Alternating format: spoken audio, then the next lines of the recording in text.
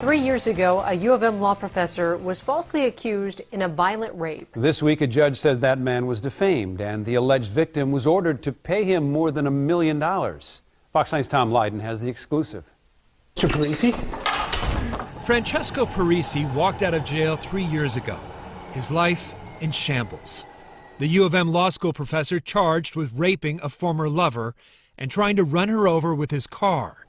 But the case against him would soon fall apart. Criminal charges dropped. And this week, vindication in the form of a nearly $1.2 million judgment against his accuser, Morgan Wright, in what may be the largest defamation judgment ever in Minnesota. Maybe it was a horror movie. Parisi fears the damage to his reputation is permanent. Even after charges were dropped, many of his law school students just assumed he was guilty. My enrollment has dropped by 50%.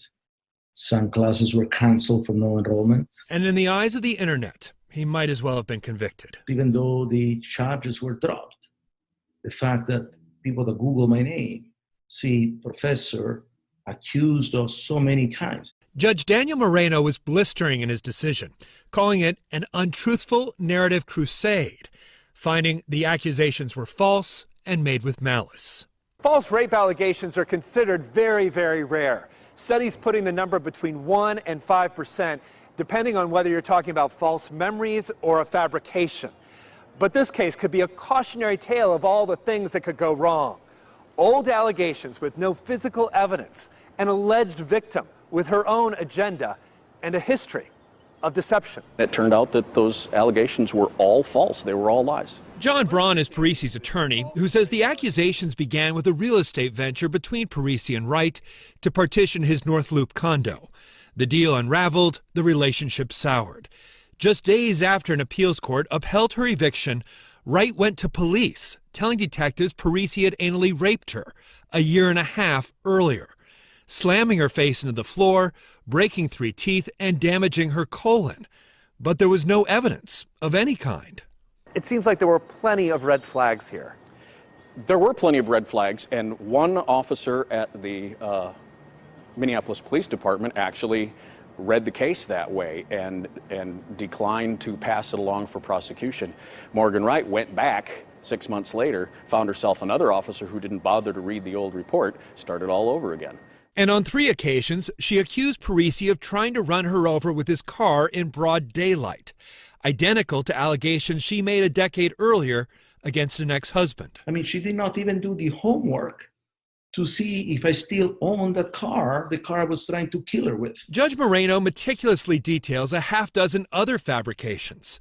She lied about having a degree in music from Juilliard, about being a doctor and having other advanced degrees. She claimed her father was former UN Secretary General Dag Hammarskjöld, who was likely gay and died in a plane crash. She even adopted his name. And while Wright claims to be destitute and on disability, she lives in a luxury downtown condo and drives a Mercedes convertible. Hello, is this Morgan? When I reached her by phone, Wright declined to comment. Meanwhile, Parisi has lost speaking engagements and has become a pariah in his own profession. His personal life, a vacuum. I used to be the popular guy to invite at parties. I'm Italian, I bring the good wine, I'm cheerful. I don't get so many invitations. Parisi also made headlines in his native Italy. And as he sat in jail for 3 weeks, falsely accused, his mother passed away. His reputation buried with her. The tragedy of this is that your mother never got to hear your vindication. No. As the father of 5 daughters, Parisi says he supports the Me Too movement.